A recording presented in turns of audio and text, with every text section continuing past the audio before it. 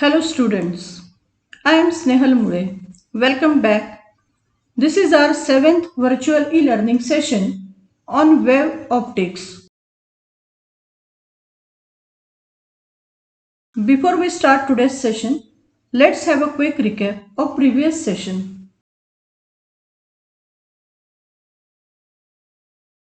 We discussed Young's double slit experiment, geometry of the double slit experiment, and intensity distribution.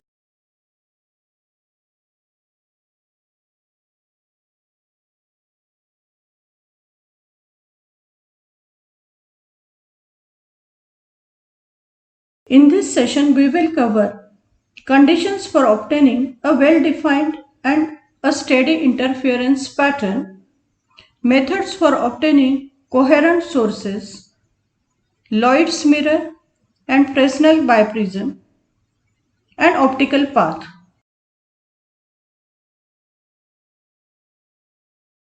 Let us discuss conditions for obtaining a well-defined and a steady interference pattern.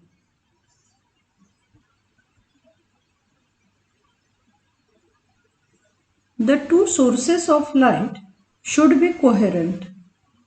As we have already seen, the waves emitted by two coherent sources are always in phase or have a constant phase difference between them at all times.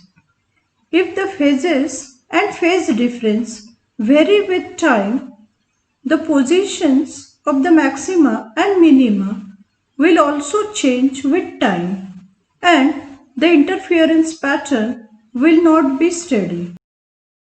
Two different sources undergo very rapid and irregular changes in phase. For this reason, it is preferred that the two secondary sources used in the interference experiment are derived from a single original source. The two sources of light must be monochromatic. The original source from which the two coherent sources are derived must emit light of single wavelength only. This is necessary because if more than one wavelength are present, different orders of different wavelengths will overlap at random. There may be constructive interference or brightness at one point due to one wavelength, the destructive interference or darkness at the same point due to another wavelength. The position of the fringes and the width of the fringes depend on the wavelength of light, and the fringes of different colors are not coincident. The resultant interference pattern contains color overlapping bands.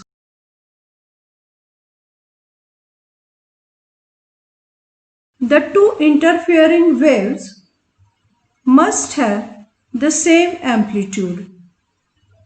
Intensity is directly proportional to the square of the amplitude. Only if amplitudes are equal, the intensity of dark fringes is zero at destructive interference. The contrast between bright and dark fringes will be maximum, and the interference fringes are clearly visible.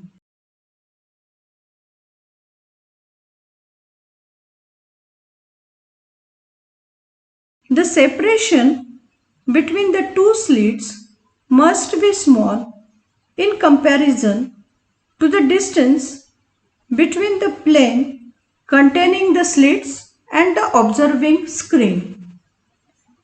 If the distance between the two slits is very small, then the interference fringes are widely spaced and can be seen clearly. If the screen is far from the slits, then the fringe width is appreciable and widely spaced fringes are obtained, which can be seen easily.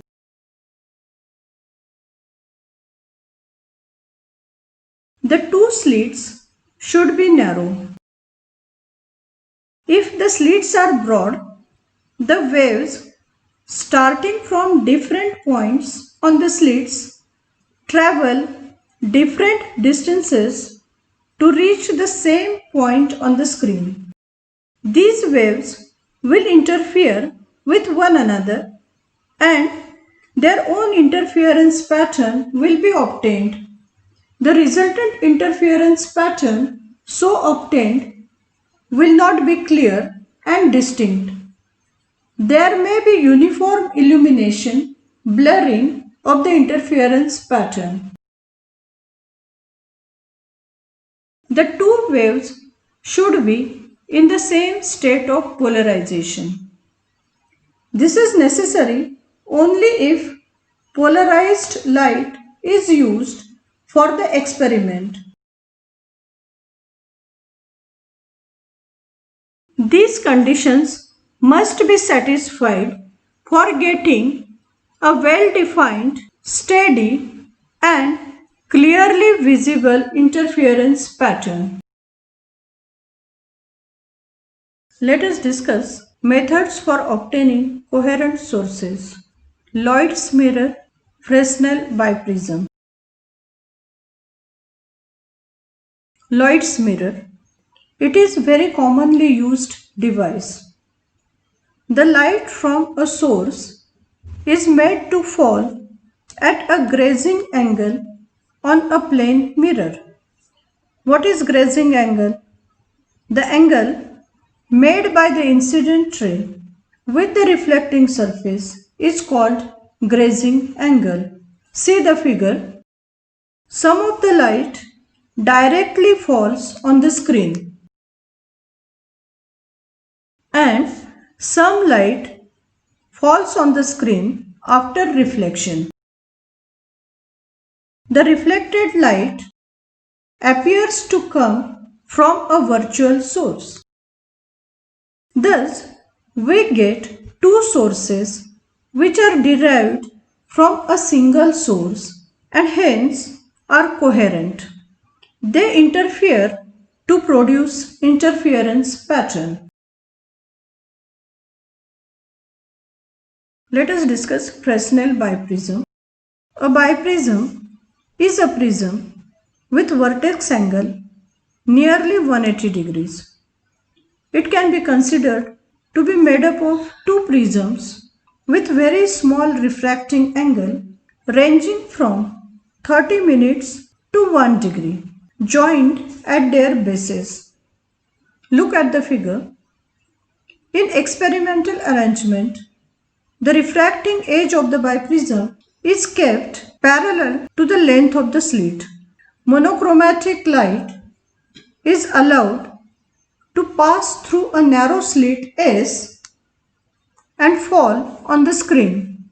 The two halves of the biprism form virtual images S1 and S2.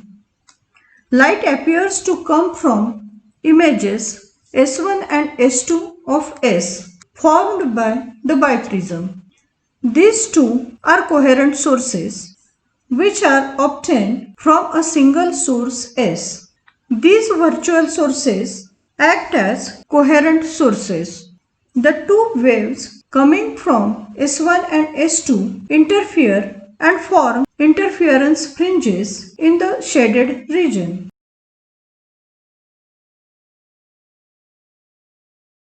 Let us understand what is optical path. The phase of a light wave having angular frequency omega and wave vector k traveling in vacuum along the x direction is given by kx minus omega t, where omega is angular frequency and k is equal to omega upon v, where v is the speed of the wave. If light wave travels a distance delta x, its phase changes by delta phi. Delta phi is equal to k delta x, which is equal to omega delta x upon v. In vacuum, delta phi is equal to omega delta x upon c. If a wave is traveling in a medium of refractive index n, then the wave vector is k dash and it is given by k dash is equal to omega upon v, which is equal to omega upon c upon n, where v is equal to c upon n. Now, if it travels a distance delta x in this medium, the phase difference will be delta phi dash is equal to k dash delta x. Substituting the value of k dash, we will get omega n delta x upon c, which is equal to omega delta x dash upon c, where delta x dash is equal to n delta x.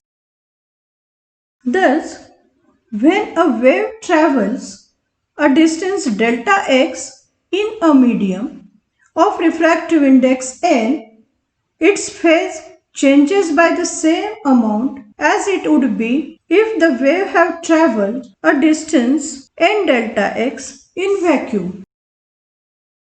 So, path length of delta x in a medium of refractive index n is equivalent to path length n delta x in vacuum. N delta x is called optical path travelled by a wave. Optical path in a medium can also be defined as the corresponding path in vacuum that the light travels in the same time as it takes in the given medium. Time is equal to distance in medium upon speed in medium, which is equal to distance in vacuum upon speed in vacuum. Distance in vacuum is equal to speed in vacuum upon speed in medium into distance in medium. So dV is equal to n dm. Optical path is equal to n dm.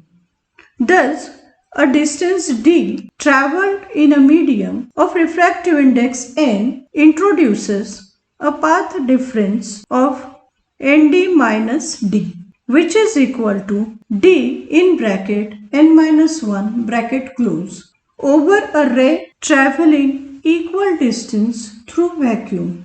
So, there is a path difference of dn minus 1. Recall the figure of geometry of the double slit experiment. The path difference at the center point O dash is 0, as S1 O dash is same as S2 O dash. Now, if we introduce a transparent plate of thickness T and refractive index n in front of the slit S1, due to this, the optical path travelled by S1P is higher than the one in the absence of the plate by in bracket n minus 1 bracket close t. Now, the optical path lengths and phases of the rays reaching at O dash due to S1 and S2 is not equal. It will be equal at some other point than O dash, and at this point the bright fringe will occur and not at O dash. The dark and bright fringes will be situated symmetrically on both sides of this central fringe. Thus, the whole interference pattern will shift towards one direction. Okay, now it's time that we test our understanding of what we have covered in this session and apply that to the next set of questions. So we have very easy questions at our hand. It is a MCQ. In vacuum, the optical path is, you are given 4 options. Select the correct one.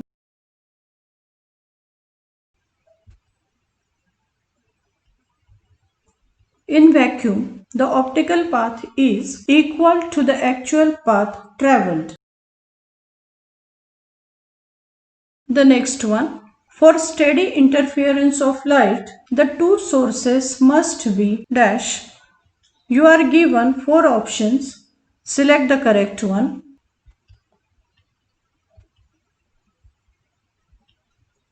For steady interference of light, the two sources must be narrow and close to each other. Until next time, happy learning.